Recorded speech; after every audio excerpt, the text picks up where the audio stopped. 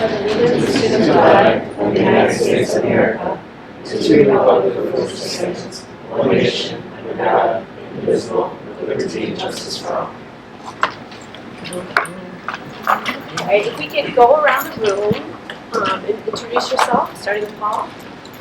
Paul Theriault with Plante, Moran, Realpoint. We're the owner's rep on the bond program. Clint, Derringer, I'm the board president. I'm Colleen, Worden. I am the chair of the facilities committee. I'm trustee. Tim Klepp, trustee. Tuttle, superintendent. Andrea, Agrusa, CFO. Gary Count, I'm Moran, Realpoint. Brad Matteson, facilities director. Roy Bishop, deputy superintendent. Tom Coles with Miller Canfield, we're bond counsel for the district. Okay, the first thing that's up today is public comments. Does anybody wish to make a public comment? Okay, Mayor Hodges. Hi all. Good evening. Thanks so much for the opportunity to speak tonight. My name is Michelle Hodges. I'm here as the mayor of Grosse Pointe Park, but also as a committed partner in the long-term success of our schools and our community. We're deeply connected. The decisions made here have lasting implications for all of us, and our lanes overlap considerably. I'd like to focus on 3 points. First, Trombley must be a priority. This is not simply about a facility. It's about aligning our investments with the needs and expectations of the community. As you consider the proposed Series 2 bond sale, I strongly encourage you to include Trombley as a priority. This is a moment to act with clarity and responsiveness, and to secure investments made hitherto while also preparing it for a grander system-wide impact. It's in our best interest, as well as yours, to protect our tax base, because it also strengthens millage proceeds. Second, as you finalize your strategic plan, it's essential that it includes specific, actionable steps, especially as it relates to Trombley and its role in a macro-level strategy. A vision without clear implementation risks losing momentum. Our community is looking for a roadmap, one that defines what will be done, by whom, and when. Third, I want to highlight a broader, data-driven opportunity. An analysis conducted by our Mayor Pro Tem shows that the Grosse Pointes are currently well below average in childcare access. The data is equally clear that expanding childcare availability correlates with increased property values and tax-based growth. That growth is not abstract. It directly strengthens school system revenue and millage outcomes. In short, the decisions before you are not just about today's needs, they are about long-term sustainability. We will get that data to you after it is presented to the Grosse Pointe Park City Council at their meeting tonight. Finally, if we fail to act, the implications will be felt across our entire community. But if we move forward together with intention and alignment, we have the opportunity to strengthen both our city and our schools in a meaningful, lasting way. I hope it's clear again that this is not a Trombley at all costs message at all. Rather, it's a pro-district opportunity, which means this is a moment to be clear, to be divisive, and to lead together with a vibrant Grosse Pointe public school system, the goal. Thank you for your time, your leadership, and your commitment. Thank you, Mayor Hodges. Anybody else care to make a comment? Okay, we will get right into section 3, which is information and discussion. The first topic up is the Series 1, 2, 3 projects. That discussion is going to be with Dr. Tuttle, our bond counsel, Tom Collis, and Plante Moran. Thank you, Trustee Worden. What you have in front of you, connected to your agenda, this is from PFM, so is the capital program timing and market update. And then secondly, at place, you have another document, which is the bond program forecasted projects.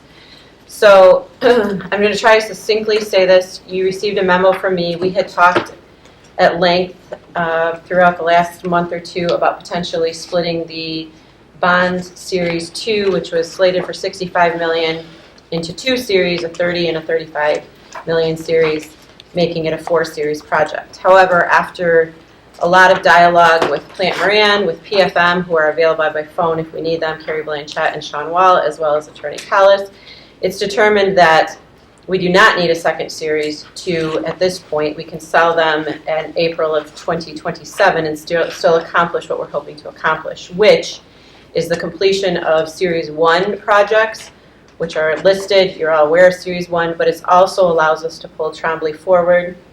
And we talked a lot about that on the phone call, not only last week, but again this week, or today actually, during our weekly meetings with President Derringer. And so tonight, we don't need a Series 2 to accomplish that, and we can still pull Trombley forward but we do need to provide guidance to the architects and to the construction managers if A, we want to do that, and B, if we want to do that, what that facility will be utilized for. So that should kind of talk about the discussion this evening. If you have comments or questions, I do want to point out on the document placed on the first page, which is actually page 2, you can see calendar year 2027. That differs from summer of 2027, although the majority of those projects will probably be done close to, if not in the summer.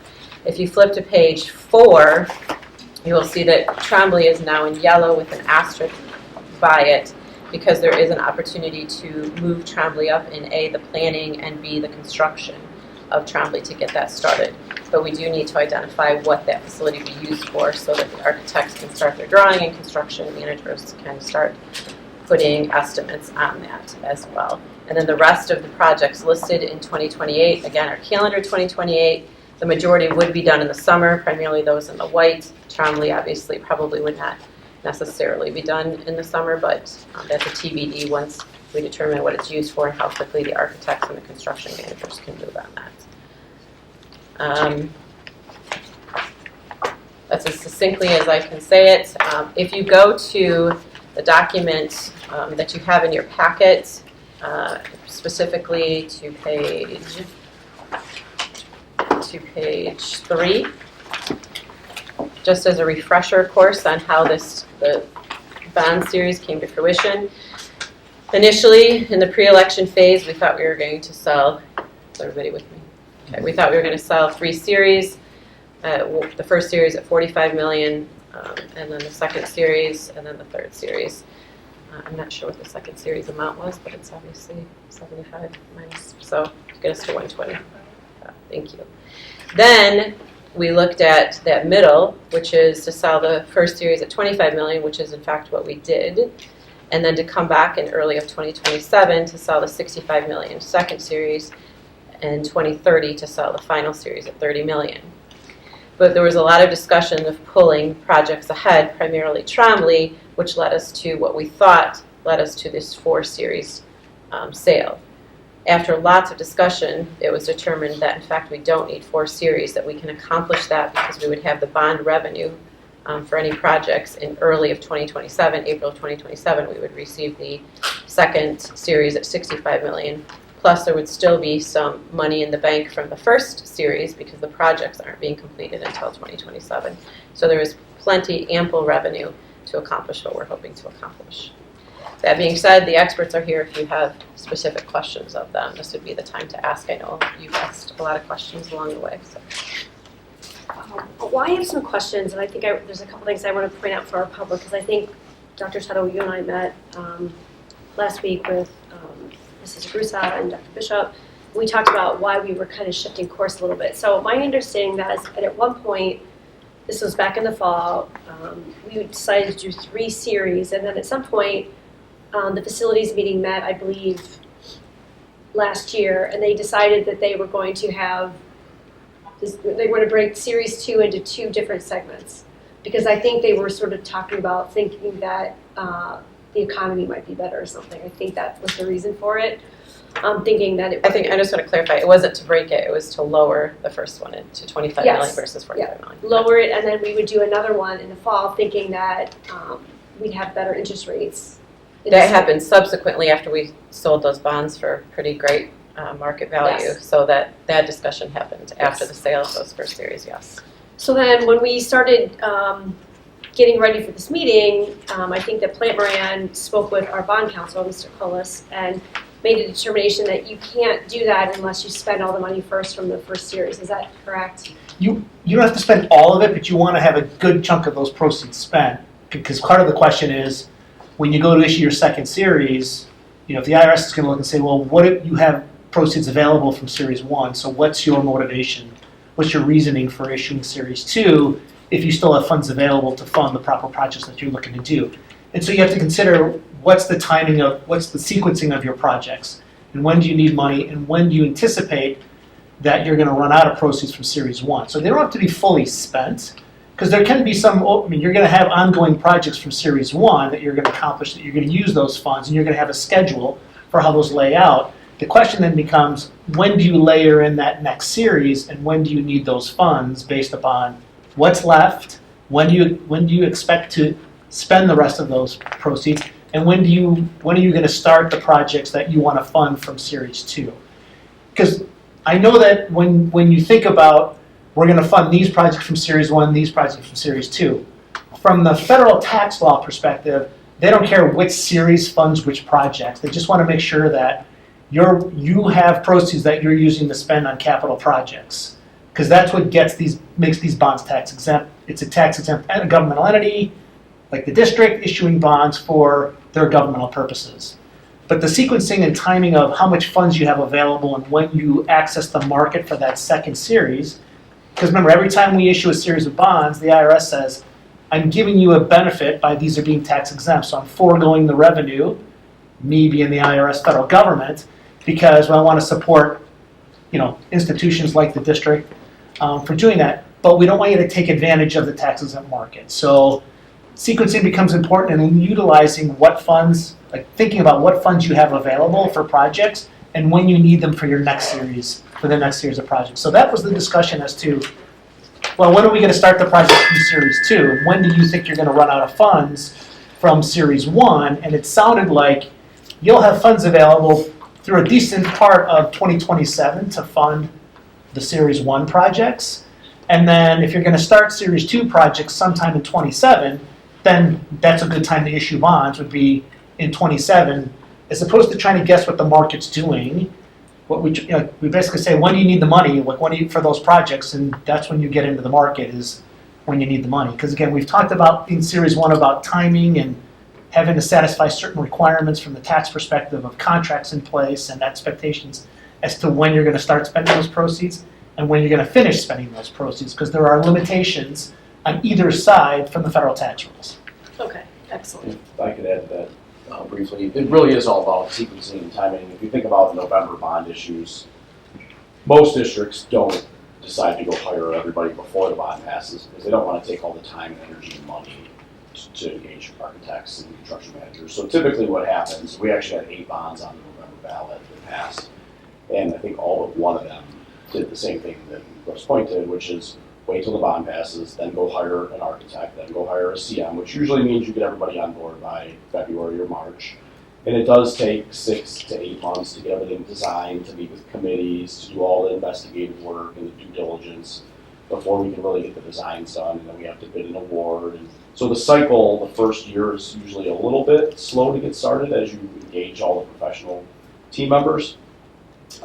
And really, if you think about that, that means that 2026 is really almost all dedicated to design and due diligence and all the investigative work. We're really not building anything major until 2027, which is why when the district decided and talked about this with PFM a while ago was, hey, we really don't need $45 million. We really only need a smaller amount of money until we're ready to sell that second bond, or second series of bonds. And then we started to talk about, well, could we sell it 4 series or 3 series? Should we pull it up? Should we push it back? So I think it's been a very healthy conversation, and really, we're looking at it more from how do we get all the work designed and constructed and overseen and furniture bought and things like that with Ben and his team. Tom's looking at it from a legal perspective. PFM's looking at it from a financial perspective as your municipal advisor. They're your fiduciary, so they're trying to help you time to market and everything else. So maybe it seems like it's been maybe overthought or over-discussed a little bit, but I think it's been a pretty healthy conversation that we have all the time with our clients on bonds. Of how do we make sure that when the district lets contracts and those invoices start coming in, that we have the money to pay for it. And thank you for that explanation, because I know our public's going to wonder why, because we did at some point go to the board table and say we're going to vote on this, and so I appreciate the conversation and the explanation as to why we're not doing that, but we can still move forward with some of the important projects that we've prioritized as board. So I appreciate that. And then I also understand, I've heard, Paul, you told me that the project timeline is not going to change even if we would have sold the series in May as opposed to when we were going to sell it in spring of 2027. Is that correct? Yeah, again, 2026 is going to be, it is correct. 2026 is mostly going to be dedicated towards designing. If we want to add a project or two to that cycle, we can, but they're probably not going to get bid out until either late 26 or early 27. We wouldn't start doing any, and then after we award contracts, we've got to procure all the materials, all the mechanical equipment and electrical equipment and finishes. We're really not going to start heavy construction until, say, June of 2027. And if we sell that second series in the spring of 27, then we'll have all the money we need to pay bills. Makes perfect sense. Thank you for that explanation. You're welcome. Yes. So the presentation you guys put together from Plante Moran, if we can go to page 8, is cash flow related to option 1, which is, we're kind of returning to option 1, is what we're saying, right? That option 2 is what we were looking at, we're now returning to option 1 because it's not necessary to go to option 2. And just, again, for folks that can't see the visual representation, the first thing I wanted to call his attention to here, it looks like just after March of 2027, probably April of 2027, the yellow line shows revenue at 25 million where we sold bonds, and the spend at that point being very low, looks like probably 7 or 8 million at that point. So this is what we're saying, that at that moment in time, when we sell more bonds, there's plenty of cash flow to work with for projects. Again, just visually restating what we've already said. Exactly. And if we were to go kind of follow that revenue yellow line from the beginning of the graph left to right, we don't actually hit spending of 25 million until probably September or October of 2027, and we would have already sold Series 2 in the spring, in April of 27. So this is the visual representation, cash flow wise, of exactly why we're saying projects and spending aren't necessary to pull that forward.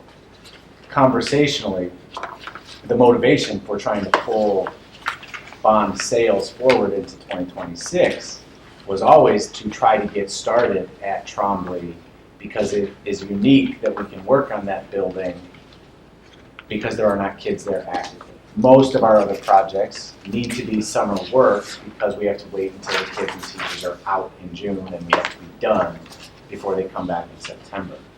So the motivation to pull the revenue generation forward mostly came from trying to pull the project forward with Trombley.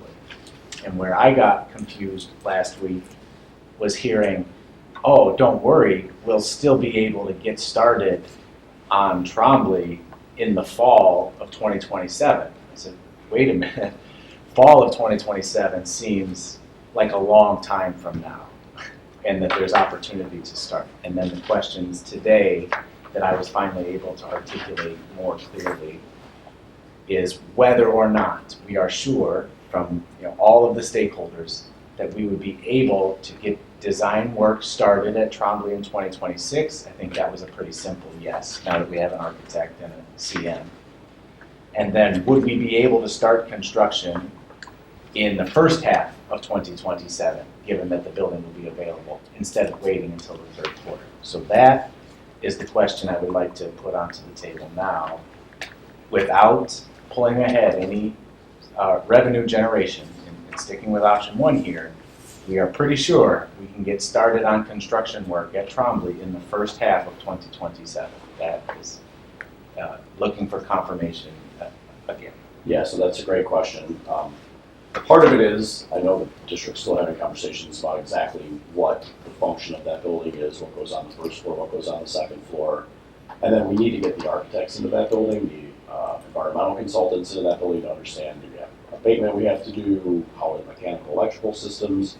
So there's no doubt we can get things designed in 2026 and get started sometime in 2027. We want to get started as early as possible because I agree there's no kids in the building. That makes it more attractive to bidders and makes it easier to manage. But a lot of the things nowadays are really long lead times. For instance, if we have to rip the whole mechanical system out, some of those things are 16, 20, 30-week lead times to get mechanical equipment. The new electrical service is probably minimal 6 months just to get DTE out to get all the things done that we need. Plus the switchgear could be up to a year. Some of the transformers can be up to a year to get put in. So as we work through all the design and investigation, we'll have a better handle on exactly when we can get started out there, depending on what the scope of work is. If we need to move structural walls and things like that.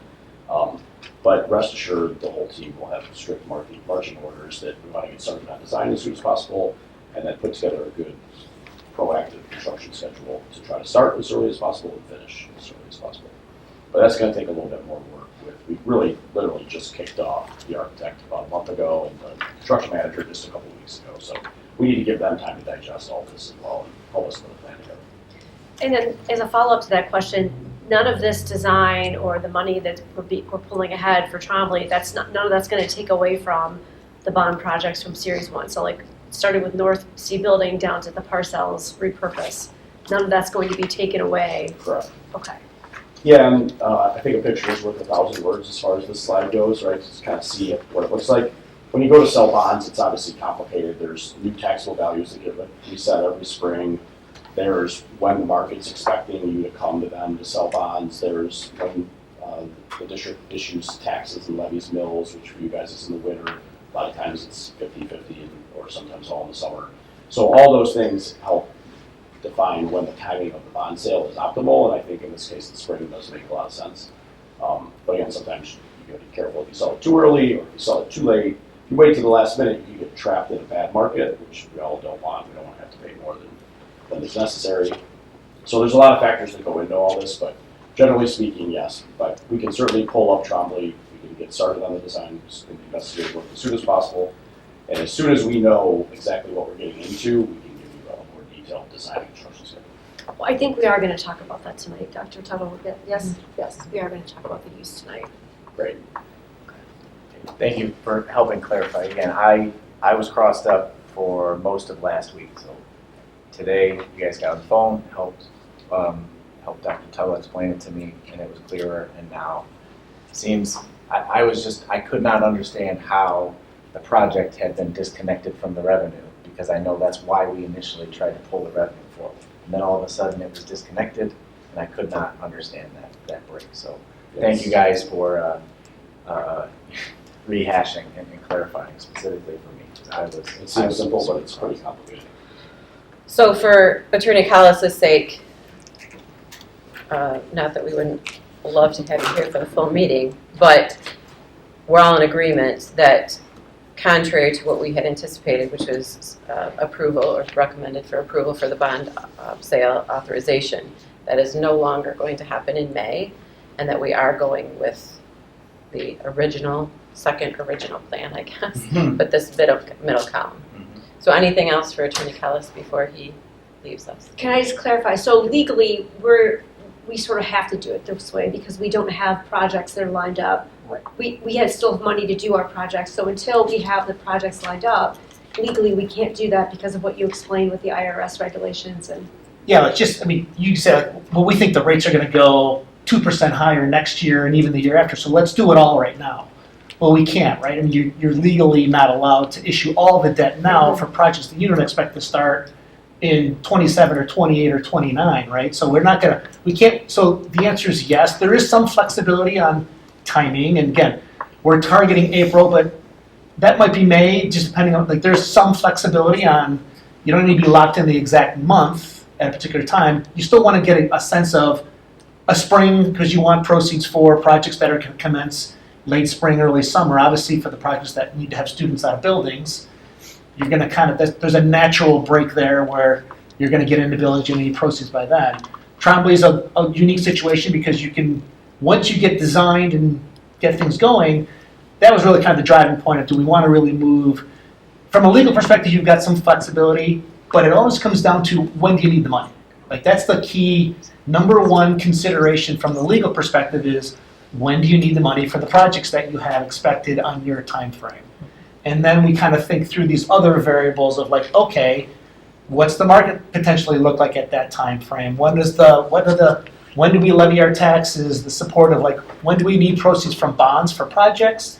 And when do we start repaying debt service on those bonds from taxes that we collect from the debt millage? So you kind of think of those as money coming in from the bond proceeds, and we got to pay it back to bondholders. How do we cycle that into our December levy for tax purposes? Could you just add to the 85% over the course of the first 3 years? Yeah, and you have to have, your expectation is you have to spend those proceeds within 3 years, 85% of those proceeds within 3 years of receiving them. So you're timing into, that's why a lot of districts do a vote and you roll out multiple series, because you can only accomplish so much in the 3-year window that the IRS really gives you to get a tax benefit for having those proceeds within those 3 years. So it doesn't mean you have to give the money back after 3 years, but there are different tax implications if you have proceeds after the 3 years with respect to how they're invested, what money potentially has to be rebated back to the IRS based on earnings and things like that, you lose kind of the really preferential treatment that you get during that 3-year window, but you don't necessarily have to give the money back at the end of that. But that's why we always say, think about, you got 3 years to spend your proceeds for when you're allocating projects. And that's why you roll out multiple series and you try to balance, what can we accomplish in that 3-year window, and when do we need that to start off with? And that's why the 3 series seems to make sense at this standpoint. Again, you're gonna, once you issue the second series, that's gonna, depending upon construction schedules and timing and costs, you'll then think about, we've got 2030 currently as to, we think that's where we're gonna need that next series. But that doesn't need to be set in stone. Let's see how things progress, how projects progress, how the money gets spent. And do you maybe need to jump that up to 29? You can't make that determination right now. If you kind of think of a nice orderly and what we think is going to happen, that's why 2030 is currently on the calendar, but circumstances could change where that might be adjusted into 29 or maybe it delays to 31. It just depends on how the projects are proceeding. Yeah, that requirement to move quickly to spend the money is one that really keeps us on our toes, because for the first series, a lot of times the whole first year is all design, like we just talked about. So if I have another client that just sold $100 million worth of bonds in the whole first year's design, which means we've got to spend $50 million back to back the first 2 years of construction, which is a lot of work to do with a district. It upsets all the teachers and the parents and everybody else. So all these requirements are really, to keep us on our toes, make sure we're spending the money, not just sitting on it and earning interest. And it's a good, healthy conversation between PFM and ourselves and the district, I think. So. The last thing, if you could just speak to, Paul, is the difference between the 6 years versus the 5 years and the savings that will still be able to be on track to hopefully complete all of this in 5 years and save. Yeah, Clint mentioned this, is if you go and look, at this slide, you can see the real pinch point is really before we sell the last series. The hope, at least our hope, has always been that taxable values continue to grow steadily, and that maybe we get a premium as we sell the bonds, and maybe we can pull that third series up a year, or even 6 months, where we could potentially get done with this bond a year early. If you think about construction costs going up 4 to 5% a year, that means after 2 years it's 8 or 9%, after 3 years. So if you can avoid that last year, when it's like 30% escalation compounded, and move things up along the way, that's a huge savings to the taxpayers of millions of dollars of cost escalation that doesn't go anywhere except for to inflation. So. And along those lines, when we talked last week, is that why you indicated that the second series should be a lot more, you should spend a lot more in the second series than the third?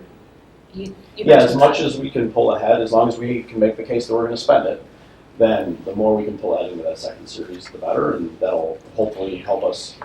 Again, it has a lot to do with how principal gets repaid and interest gets paid, which is why PFM runs a lot of financial pro formas to help us figure it all out, right? What do they think their taxable values are going to do over the course of time?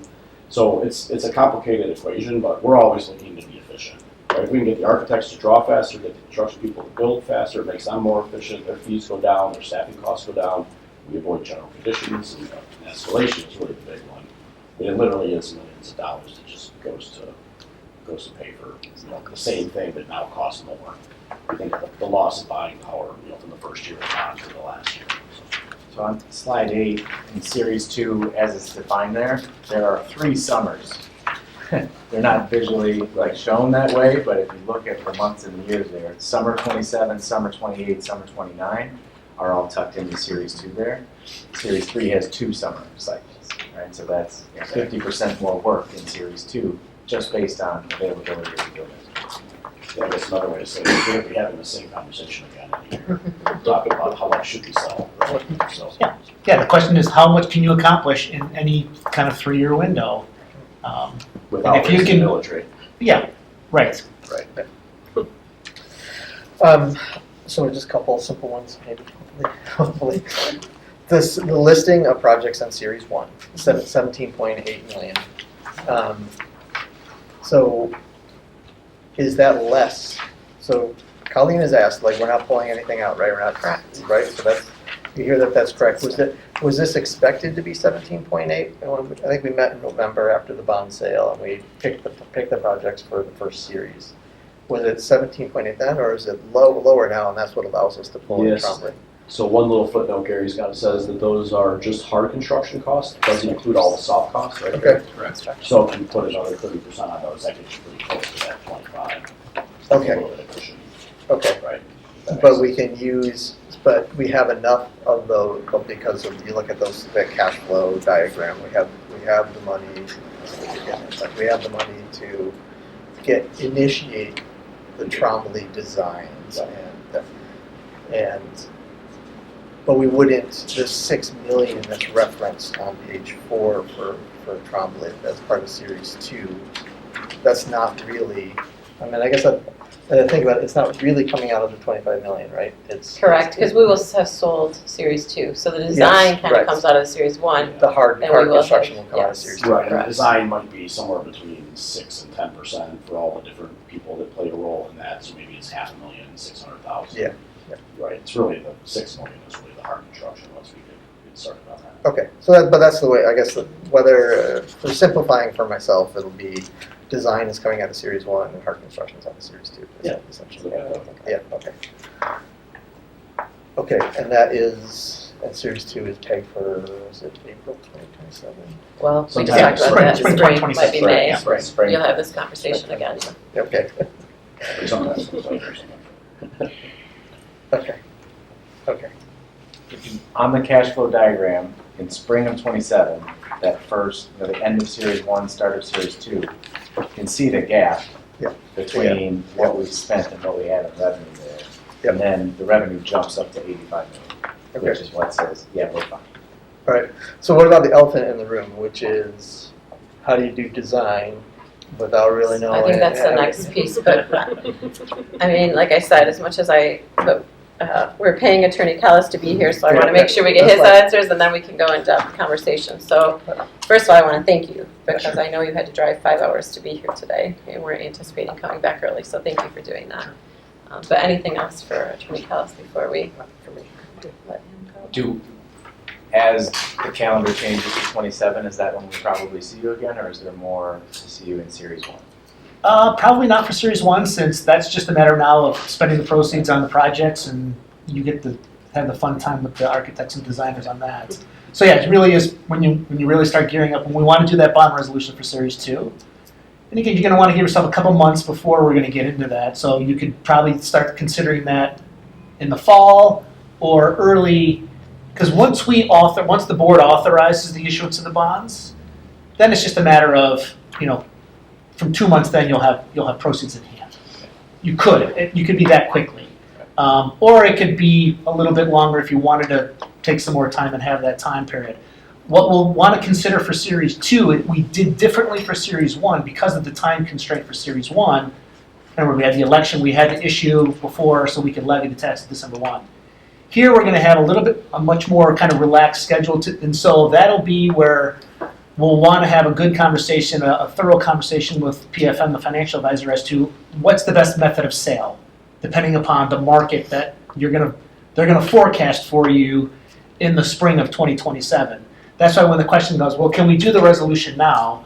And the question becomes, well, we're so far away from when we actually want to get into the market and the market can change significantly, as we know, even day to day, certainly month to month and into next year, that we'll want to revisit that conversation when it comes time to when do we really want to authorize and sell, and what's the most efficient and effective method of sale for the district. Because we did a negotiated sale last time because of the time constraint. There's another option of doing what's called a competitive sale, where you basically just say, we're going to take bids on this date, and any investment banking firm in the country can bid on it, and we're going to award it to the lowest bidder. If you do that method, actually by state law, you have to award to the lowest bidder if you award to anybody. But that could potentially allow for a different, pool of investors investing into the district's bonds. That's a worthy discussion for later, because it's a good discussion to have, and it's going to take more than just 5 minutes. And me just saying that you really want to have PFM That's a here. discussion we thought we were going to have until everything changed. But that's a big component of the next series as to how we're going to sell that. Because I think, again, we're going to try to figure out, PFM's going to advise you as to, hey, based on these market conditions, we think this method of sale would be the most effective and efficient. So we'll have that conversation. Again, that could start late 26 or early 27. If the goal, again, is to have proceeds in hand spring of 27. So when I asked about the timing, I just wanted to echo what Dr. Tuttle said. Thank you very much for bringing forward the questions that you had as we were prepping this pulled-ahead sale, because it made us all kind of look again and answer questions and realize, wait a minute, we're not accomplishing what we want to accomplish. So why are we scrambling to do this? So again, to you specifically, thank you Oh, my pleasure. for your work on this, and then thank you for being here today. Again. Sure. Of course. Yeah, we greatly appreciate your legal knowledge in this, and we want to make sure we're always doing the right thing. I'm happy to be here. These are, again, as Paul said before, those are really important and really good conversations to have, and we'll have them again throughout the rest of this year too. So, yeah, happy to be part of the team. Thank you. Great, thank you. Safe travels. Sure. That's what you want to do, is get back in the car. That would be great. Get back in the car, but yeah. That's 5 hours, let's wait a sit. Thanks, everybody. Yep. Thanks. So you want me to go just talk about the use of Yes, Trustee? please. So, first of all, I don't know that the board has truly said definitively that we might want to move Trombley up. But given that we're talking about that right now, I presume that we do. That being said, the architects can't do anything until we make a decision. The board obviously passed a resolution that said it cannot be used for an elementary school, but rather an educational hub. And so my recommendation that I've shared with some of you is, given that the lower level should be a preschool early L, whether that's kindergarten, preschool, TBD. But the reason I say that is because by virtue of that, the code for preschool is the highest standard, meaning that you have to have HVAC, air conditioning, you have to have a certain number of restrooms, yada, yada, yada, which makes it then, once you equip the building with all of those, then if at some point you wanted to move it into an elementary school, you're able to do that. Where you couldn't, vice versa, if you made an elementary school, it'd be hard to then reconfigure it into a preschool. So the recommendation, there are currently 12 classrooms on the bottom floor of Trombley. One of those classrooms will be consumed with secure vestibule because Trombley did not read, so now you're down to 11 classrooms. Depending on architecturally how much space needs to be used for whatever restrooms need to be available, I know they don't have to be directly in the classroom, but they have to be proximity to the classrooms. That may take another classroom space. Preschool classrooms are typically smaller than elementary classroom sizes. I wouldn't recommend going to a smaller classroom, so that if at some point you wanted to convert it back to an elementary school, you could do so. And then the second floor would kind of be a multi-use space, again, to be determined, but not as critical in the design phase because you'd probably keep the same number of classrooms, potentially flexible walls. So if you wanted to have a flexible wall between two classrooms, you could open up and make a huge space for, let's say, robotics. Robotics wanted to use it. Meeting spaces, Boy Scouts, Girl Scouts, Destination Imagination. And then that would be a space for upper L, could be easily converted to upper L, hopefully, when the district is in a place to make that an elementary school again. So that's just very briefly, but we need to start talking about that so the architects, which is the collaborative, that's who our architects are, can look at that and then start answering some of the questions. Timing, what's necessary, they need to get to that building and do a, what do you call it, similar to what they did for the first survey. an environmental survey. Yep. So they need to get in there and do all of that. So we're going to move in that direction unless you want it to do something differently. I think that's the best course of action for that facility moving forward. Well, I think slating it for preschool is the right decision because anyway slice it. If we wanted to reopen it as elementary, it wouldn't work. I think that's what the numbers would indicate unless there was preschool involved. So without even making that decision, at least gearing towards preschool, I think is the right way to approach it. And honestly, preschool, you have a wonderful school district. We'd like our kids to start in Grosse Pointe. So educationally, it's the right decision, but it's also financially the right decision too. Once people start in preschool here, they're most likely to stay here because they see the type of education that they are able to have in the Grosse Pointe Public Schools, rather than going someplace else and either staying there and not coming back. You want to expose students at the earliest age to all the wonderful things that Grosse Pointe has to offer, so public schools. So that's my recommendation. So we're making it preschool though. It's not going to be like early childhood or anything. Well, that can be determined.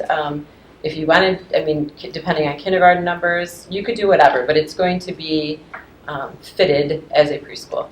Okay. Yeah, it's You wanna at talk to them? 3-year-olds, 4-year-olds, young 5s, those pretty much are all You could similar do- classrooms. If you start talking about infants or babies, that's maybe a little bit different. Well, that's my question, because I think you and I have talked about this, that there was a study that was done in 2022 and to use Trombley as an early childhood center. It didn't work. They weren't able to keep that. So this would be different than childcare. It would be preschool.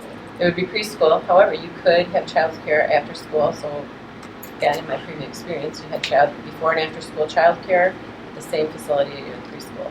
But regardless of what you do, if you fit it as a preschool, you can do numerous things with it. And it really becomes kind of a state-of-the-art building in that it would have air conditioning throughout, which several of our buildings have it in pockets, but other than Ferry, I think it has it throughout. Those Ferry programs has it. have to be on the first floor. Correct, they have ground to be on the floor, first floor, correct. Then do we need to start thinking about separate entrances then when we do the design? Because if we, like I know you and I talked about perhaps doing CTE on the top, or I know multi-purpose, like if there were other people, adults coming in, I know that we've had that, that's why we don't need a Barnes anymore, because, Correct. Yeah.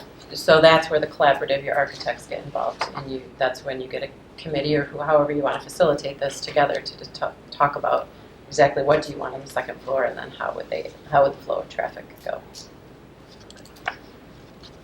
What do we offer right now for childcare for example, for a teacher or a staff member that just had a baby and came back from maternity leave? There's a couple options at Barnes.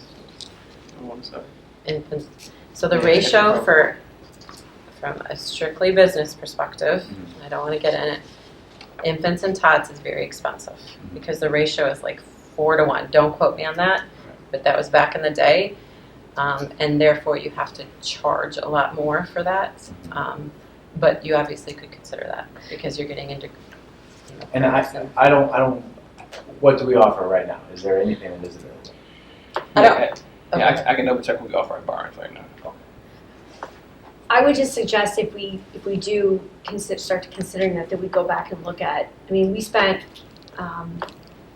2 or 3 months, there were 30 people on the committee, Sarah Meyer was on the committee, Lisa Doherty, I think, discussing, and I think they did sort of a test pilot for about a whole year. It was not successful. It was mostly because of the infant and child care. It's very expensive. It's very expensive, and we couldn't keep teachers, if I recall correctly.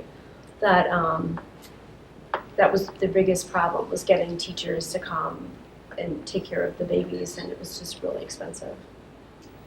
It's very expensive.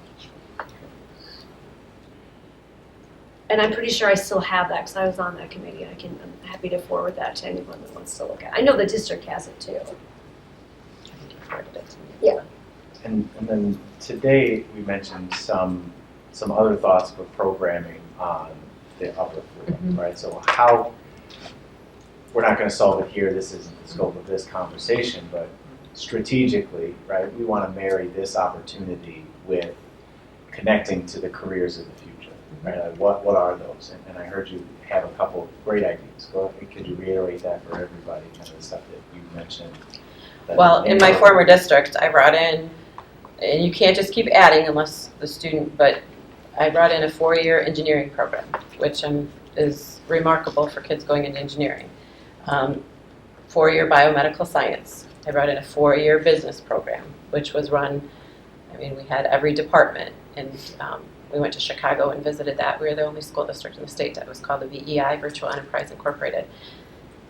If I were to stay here, and I don't want to take Dr. Bishop's, but those were the things that I had anticipated incorporating into the school district, because those are the careers of the future that set our kids up, whether they're career or college bound, for success. And I can only speak My daughter took the 4 years biomedical science and got a biology degree from U of M and set her worlds apart from other students when she started there. And my son did the business and the same thing at the Ross School of Business at U of M. So, but you can't just keep adding because it waters down, and you can't have, business-wise, you can't have classes with 15 and 10 kids and it doesn't work. So then you need to look at your entire offerings and see there comes a point where you're going to not be able to offer certain things. Fashion design, we talked about that. That's something we added and then subsequent in my former district in Fort ended up taking away because it wasn't culinary arts we already have here. So, but those are the curricular options of the future that really need to be considered, in my opinion. Yeah, and I think of the healthcare industry looking for nurses constantly. Like if we had a program that said, how are we not producing more student teachers and paraprofessionals that come out of our district, right? These Yep. type of service You careers. could do that. You can have a teacher ed. Yes. In my previous district, when we passed a bond and created a CTE building, one of the spaces was defined for the dental hygienist program. And they had a full dentist office with the chair and all the tools. And there was an adjunct teacher who was a dental hygienist. And that was like the biggest draw to my previous school. It was the only one around in the county at the time. It was awesome to see that. So I just think thinking creatively right now, strategic plan is right on the tip of everybody's tongue. We're talking about it, we're thinking about it. Marrying these opportunities with facility utilization and programming. We have the chance now is really we need to think about what are kids going to be coming through our system and then entering what kind of job market. And it's really tough to project that. But what is the minimum threshold for communicating with like our architects and designers now? You mean if you're designing the building minimum threshold or communication minimum threshold? Designing the building minimum threshold. So if you were just gonna, if it, hypothetically, and I realize we have a resolution, but if it was gonna be an elementary school, that's probably the minimum threshold. You're just keeping the walls. No, okay, no, that's not what You meant communication with the architects. Yeah. So Paul would, and I don't know if this is a decision or it needs to go to the board level. Right. I would presume Sure. that the Yeah, board sure. needs to make that decision. Sure. Then when Paul has that information, he and Gary will get with the collaborative and talk about how they. And I guess it might try to be more specific on this question. Like, I think there's a lot of conversations that we have to have at a board level because I don't think there's any agreement right now as to what really the use should be, except that probably preschool should be part of the picture. And is that good enough at this point for architects to work with? Yeah, I mean, ideally, we'd know what the whole building wanted to be, or know how Ideally, to come yeah. to that conclusion, right? If we're gonna put a committee of Uh-huh. folks together to talk through it and think through it. But I mean, we can be creative if we know for sure the first floor is gonna be early childhood or preschool. We could look at renovating the first floor, doing all the mechanical and electrical systems, kind of the backbone systems that are gonna need to be In place, updated in yep. order to do the upstairs. We could always have a second bid package for like the finishes on the second floor at a later date or something. So we can phase it, we can be creative and work through it, but eventually, yes, we're gonna need to know what's gonna happen upstairs, because the last thing you want is a bunch of 3 and 4-year-olds downstairs while we're trying to do construction upstairs. That's not gonna work well. So. Yeah, sure, and it'd be nice to get agreement quickly. I doubt it will happen though, except, like I say, I think everybody can coalesce around pretty Well, quick. we've got a couple of months of due diligence to do anyway, so. Dr. Tuttle, I know this is a big projection, but if we were able to get 11 preschool classrooms, do we have the numbers to fill those classrooms? I don't know the answer to that, but what I would say is, and I know this is going to sound flippant, but build it, they will come. Whether you if you only have 4, and then you could put maybe some additional kindergarten depending on enrollment, or you could put young 5s over there. I mean, there are a variety of things you can do. It's going to be a beautiful facility with air conditioning, obviously. It'll probably be one of the nicest elementaries when it's done, the newest, so to speak. So. But you want to capture your youngest, and that would be what I would really, we have that many that are going elsewhere. If we can get them all back, I think we could fill 11 classrooms. That survey seemed like we were estimating that we were capturing 20 to 25% of the pre-K kids that live in our geographic footprint. So whatever we have right now, we could probably do 4 times as much. I We don't, captured them, Right. If those kids exist. but I think you right, would capture in the them, future, particularly the Trombley families. I guess the thing that I just want to be cautionary because I still don't understand the concept of putting grade levels in with preschool because it just seems to me that you'd have to have separate principals for each building. So I guess the board is going to have to vote on the use of that. Because I certainly wouldn't be in favor of putting grade levels in there, when we have them at defer right now. Oh, and I'm not suggesting that, I'm just saying that these are the opportunities depending on what your enrollment looks like. And are you talking kindergartners as grade level or what? No, I would be in favor of strictly pre-K. And then just leaving the upper floor Yes, for, yes. yeah, I mean, that would be ideal if you can fill it. yeah, and I know that was a big. And if you projection. can't fill it, then you have the choice of filling it alternate ways or not filling it. I mean, there's no harm in having a couple open classrooms. We certainly have them in other buildings. Just to give you an update at Barnes right now, we do not have infant care. The Barnes Elementary Childhood Program is 2.5 years to 4-year-old. Just for clarity. And I assume that that's strictly budgetary because it is incredibly expensive to have infants.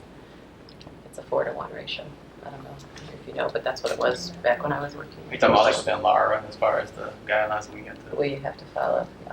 I It's was very in 3 strict. ECCs this week, and the one that had infants had as many teachers as kids. So, Which families would want. I mean, those little ones need a lot of attention. But that's why school districts can't afford it. I mean, that's the bottom line.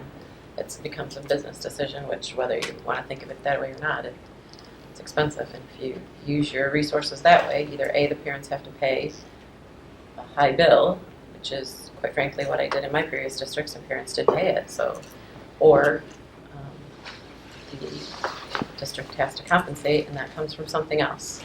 We're not a business that we can sell more trinkets. We have to shuffle and balance. So if you give to one, you have to take from another. So with that being said, I'm going to ask either Trustee Worden or President Derringer, the next steps are that at some point we need to put something on the board agenda to confirm a decision, minimally at the preschool, so that we can at least tell fall to get with the architects and get moving. So we can So talk about that. what's the format of the information that you need to go forward and take the initial steps with the architect? What do we need to produce in terms of the decision here? I guess, one, we need to be able to tell them to go and get started with all the due diligence and start with design, but I guess we need to decide, one, we need clear direction on the first floor of the building, and we need clear direction on the second floor. So if it's, we know for sure we want to put early childhood on the 2.5 to 4-year-olds on the first floor, great, that's probably enough for them to start looking into the state certification process and all the things we'd have to do to the building. And then on the second floor, if you need more time to decide whether that is some kind of conference center or, different programs that you may not offer already that you want to move over, or some other hybrid type of function, then we could probably stall on the upper floor for a little bit. But probably in the next 2 or 3 months, we either need to know we're putting a committee together to investigate it, or by this date, you'll give us direction on the upper floor. And do you think we do need 2 separate entrances? Potentially, yeah, from a security perspective, and we may need 2 different parking lots and drop-off points and things like that as well. Depending on, I can tell you, like I said, I was at 3 last week in 3 different districts, because I'm working on a 4th one with the 4th district, and you have to get the site plan right when you're talking about dropping that many kids off at the door and walking them in. The traffic at those facilities was challenging, let's say. And so ideally, you probably would like 1 and 2 decided at the same time. Preferably, but there is some due diligence work we can get started with. So to paraphrase what I heard from you, Paul, you need a yes when you want to move on Trombley, a go. Correct. We need a plan for the first floor. We need a plan for the second floor. 3 things that the board needs to provide direction. So, Trustee Worden, my question would be whether the committee here is willing or able to make a recommendation on the first two, go in the first one. You mean tonight? Yes. I think so. The first floor. So the go question is, do Go, we yes. all agree that we Yep. want to expedite and move this up as soon as possible? Yep. Which means go start talking to the representative. Yep. I think that should go from us to the board and then vote on that. And then first floor out for. First floor pre-K, 11 classrooms approximately, depending on what else we find and needs. I think those first two we have. It's the second floor where we probably have some more conversation and decisions. I think so. Agree with that? I agree with that. So I think that we can make a recommendation to the board to get you the direction on those first two at our next meeting. Or at least have the first read, and then if there's a resolution that we have to pass, then it would come in there. Okay. Then Gary and Ben and I can start having those conversations with the architect and the CM. I'm good with that. I'm good with that. I just want to make sure that we don't do anything that's gonna hold up anything that would happen. Right, yeah, we don't want to slow down the rest of the projects Yes. for that project, 100%. Especially if we're trying to determine if we Right. need 2 parking lots, 2 entrances, that Right. seems like that would be. Okay. Yeah, And we then won't slow down. Dr. Tuttle, you and I, and Ben, and Dr. Bishop will start trying to figure out what the decision process looks like for the second floor. I nominate Ben to be. All in favor? All in favor, say aye. All right, awesome. That's, I feel, I will tell you that I do have experience. We had an alternative ed. We, in my previous district, converted an elementary school that we had to close for very similar reasons. Alternative ed on the first floor, administration and preschool on the second, or I'm sorry, administration and preschool on the first floor, alternative ed. There was a lot of questions of those two mixing, which is similar to what you're saying, the older kids and the younger kids. So it is thoughtful discussion to have about the entrances and so forth. But the programming that I was suggesting would be after the school day, like robotics and things like that. But that's still, because preschool typically lasts longer, so those high school kids would get over there. So there is still that need for discussions.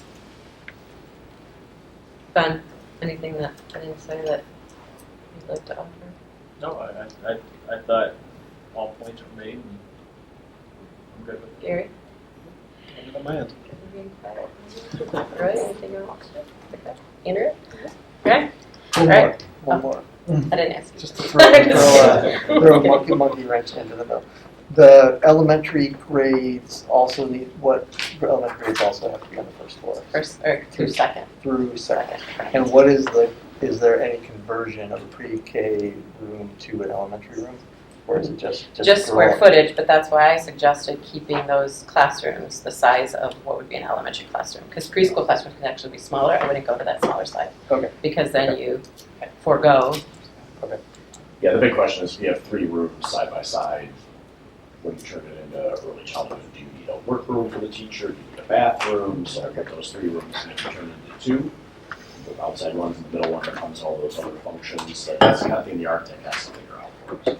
So, And an existing elementary school they can grandfather some Sure, things in sure, for but if you're preschool doing versus fresh, once yeah. it sits for 3 years, am I correct in that? Okay. You're like starting fresh, you have to go through every code. Okay. Which is great, because in my opinion, they should all be air conditioned, but that's very expensive, particularly with aging buildings. Yep. So. We're losing a couple people to go to policy, am I right? Yeah. I'll come to policy. Yeah, I'm okay starting, no worries. That's all right with the group. Thank you, Dr. Bishop. Thank you. Okay, I'll just keep moving. Yes. Okay. Mr. Matteson, I'll turn it over to you for South Realpoint project. Do you guys want to maybe move over here or no? Maybe you like it down there? Go ahead.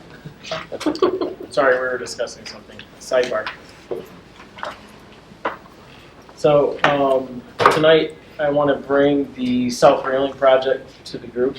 So I'm going to go into a little bit of the why, how we got here, and then I'll let Gary fill in some of the gaps. So it was discovered probably about a year ago that the south railing, and does everybody know what I'm talking about?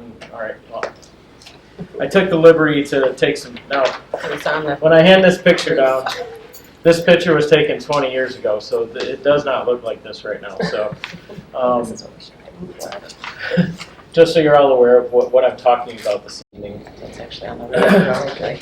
Okay. So, the south railing, it was discovered by my team that it was deteriorating. So, what that railing is it's a copper-clad wood structure up there that is original to the building. Metal is starting to come off it. The wood is starting to rot. It's causing roof leaks. So, in order to get in front of that, what I'm bringing to the team tonight is to totally remove not just that circled railing that I have circled in the picture, but the railing around the top of South Main, what I call South Main, and repair that with a engineered manufactured railing. We decided to go, Gary and I looked at a few different options on this. We looked at an aluminum one, which was robust, but it didn't get the design or the clarity or the detail that we wanted. And we also looked at the product that I'm showing to you tonight. I have a picture of that as well. It's a engineered PVC product that has a long warranty on it and also meets some of the design. So we're not looking to change any of the design on the top of South. This will match exactly what we have up there. So we're not changing anything other than the product. The district does not have the budget to put a copper clad.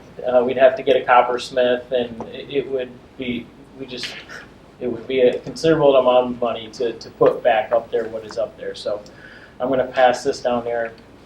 This is an engineered example of what will be going back up there. So we had Arizona Architect put the design together. They worked with us to issue the RFP back in middle of March.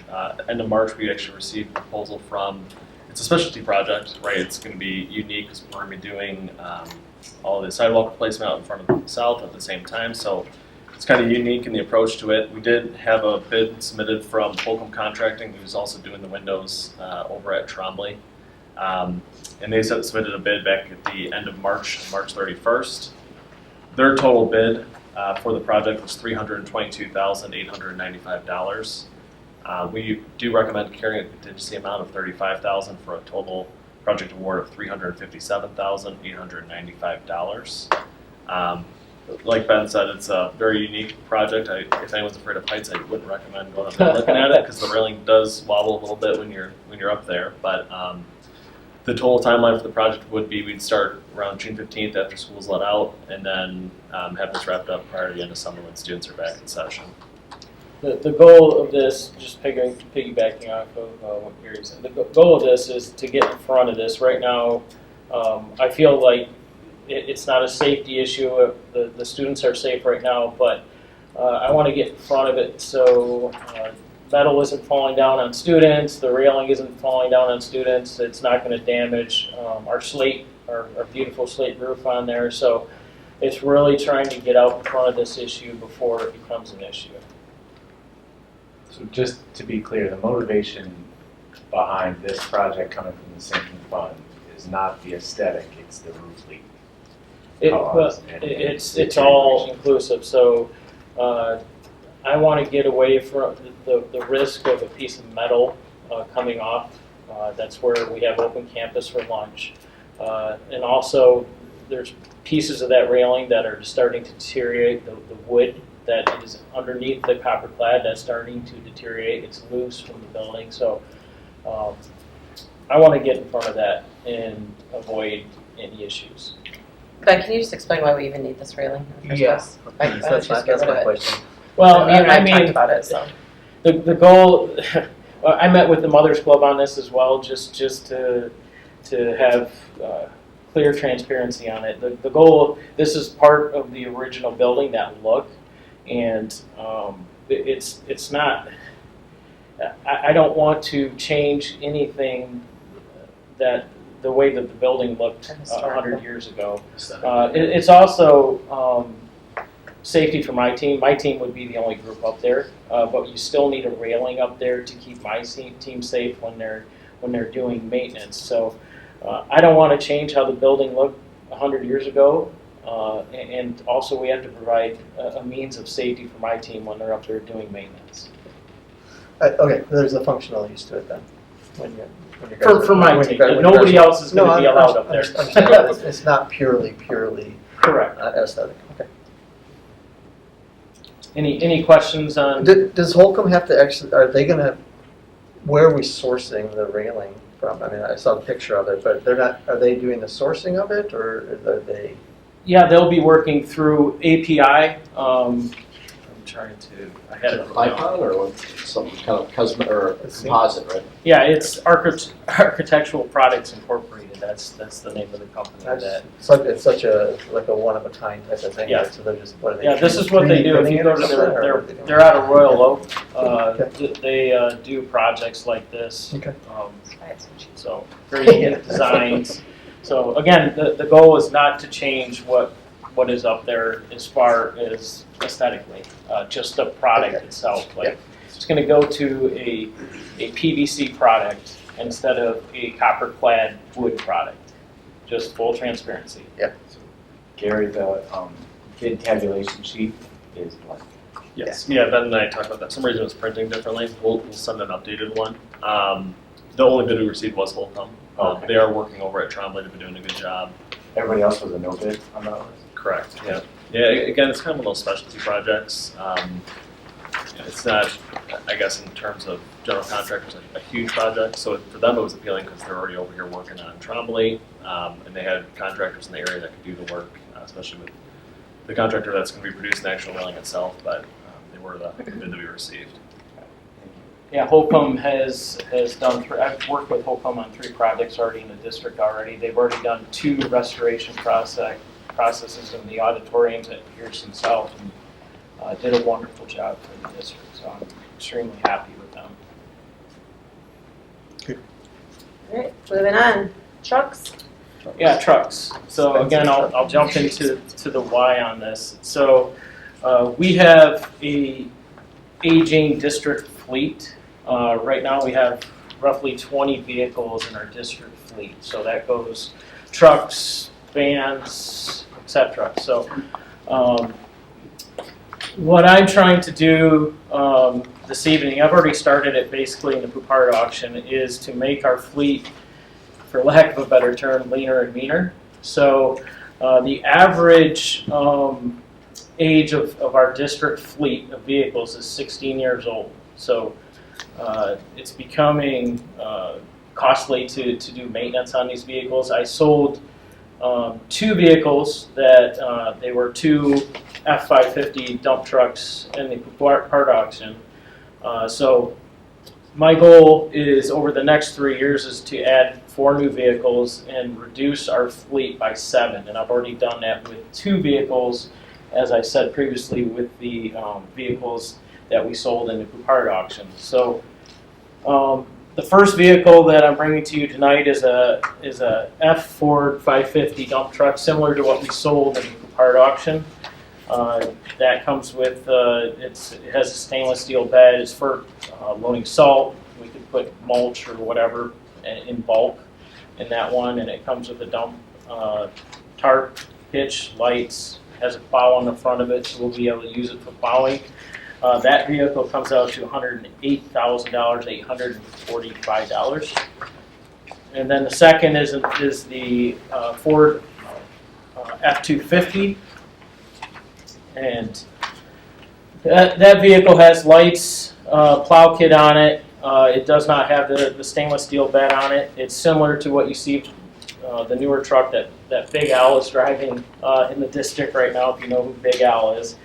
And that vehicle is for $78,652.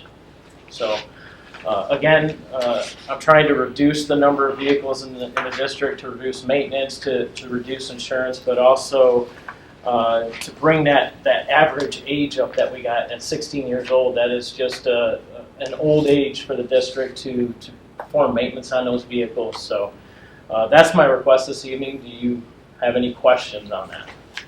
What did we get for the other trucks that you sold it off? And again, these were really in bad shape. They were salt vehicles, so if you can imagine what salting vehicles, what they look like after a certain amount of time. Don't quote me on this, but it was around $2,000 for each vehicle via the part auction. And in 3 years, I'm going to reduce the fleet by another 5 vehicles, as I said. So, but I will come to you for 2 more after this, too. So, any questions on that? These are sinking funds. This will be, yeah, the new sinking fund. The new sinking fund language allows us to purchase these vehicles. So, Transportation. Thanks, Tom. Gary, are you doing this is just an informational item number 8, the parking lot civil professional, are you doing that? Yeah. So this is just informational. Back in 2022, we put out a civil RFP to engage a civil engineer for the sinking fund paving projects. At that time, we had awarded it to PEA Group. It was on a yearly basis. They gave us a 3-year plan. That 3 years is expiring, and they just gave us proposals for the remaining 5 schools that need to do paving projects. Each one of those proposals was roughly $37,000 for the remaining 5 projects. Again, back in 2022, their fee was at about 5.4%. Paid fees ranging from 7%, 6%, so they were significantly lower than the other firms that proposed at that time. So this is just informational. It's below the governance as far as threshold for bringing it to the board for approval, but figured we're going to be here, might as well be transparent with it all. And we're just letting you know that there's 5 proposals from PEA Group to have those approved. Okay, that was $37K per. Yeah, I believe there's one at 37, there's 2 at 38, and 1 at 42, and the last one's at 38.5. I can send you those numbers just proposals. Okay, thanks. Is that more just for information? Questions on that? Nope. Okay. So the parcels, we've changed the name. If you don't like it, we can change it again, but we wanted to get away from the pool area. So this is the parcels common area update. We met, and by we I mean the collaborative, Plante, and Clark Construction met during our initial, what do you call that, kickoff meeting, thank you. And we talked a lot about this parcels common area. We need to get a committee together.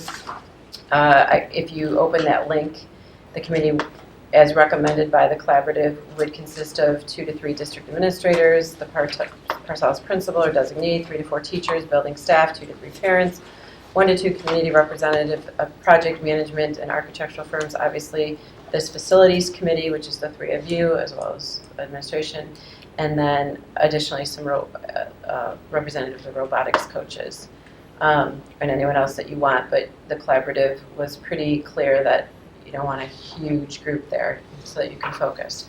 I had asked Dr. Delgado, since she was the previous principal at Parcells, knows the Parcells community fairly well, also to take it a little bit off Dr. Bishop. So he's got a lot, but in this transition period, if she would kind of take the lead on this with Principal Smittendale over at Parcells right now, but obviously she hasn't even been there for a year, to try to form this committee composition, at which point I told President Derringer once she has it, unfortunately she had to be out of the district for death in the family, so we were hoping to have that for this evening. We do not. As soon as she has that, I will give it to President Derringer for the policy for his blessing or not. Yeah, so our policy language has that bit about the president being able to form ad hoc committees. With this being a recommendation from the architecture firm, when Dr. Tuttle mentioned this, not today, but last week, and the meeting schedule, I tried to include that in my update that I sent to the full board after that meeting for visibility, but I'm going to take the recommended structure from the architecture, and then I'm going to take the recommendation from the admin team.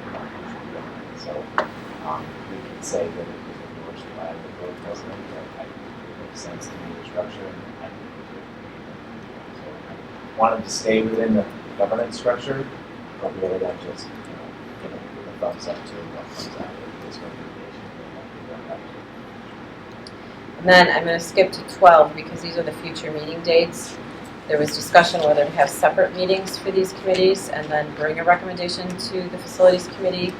But we, as an administrative team and President Derringer, thought that it would be best if every one of the these 4 meetings, May 5th, 26th, June 10th, and 23rd, for 1 hour would be this committee meeting right after the bats for the first hour with this committee and the collaborative to start discussions. Having said that, I will say that all the architectural firms that had an initial interview, we called back 3. And the request of those 3 in their second interview was to provide us a schematic of what that space, the Parcells common area, could look like if it were STEAM. And we think we all kind of agreed that it was either STEAM or STEM, whichever one you want to. And so they, being the collaborative, brought back a pretty futuristic, pretty impressive, state-of-the-art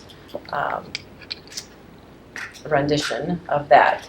That being said, we want to start the committee with questioning what are you looking for in that space before the collaborative shows anything. And then once they list, the committee members list everything that they're looking for that space, then the collaborative can at least start with, instead of starting from scratch and drawing, they can show that rendering that they showed at their second interview. And I think we asked them to show 3 different, did we not? Asked them to show 3 different renderings. And then from that point, you could just discuss, hey, we didn't include this. Do you want technology? Remember the technology hub was talked about, some square footage. Are we bringing that up into that space? Or are we putting it in a different space? They will have some guidance on that as well. They're the experts on that, what they think with that. I think you'd be really impressed with what they designed, at least we were, fair to say. It's pretty, kind of blew us away. And their technology to fly things in and you can, whatever.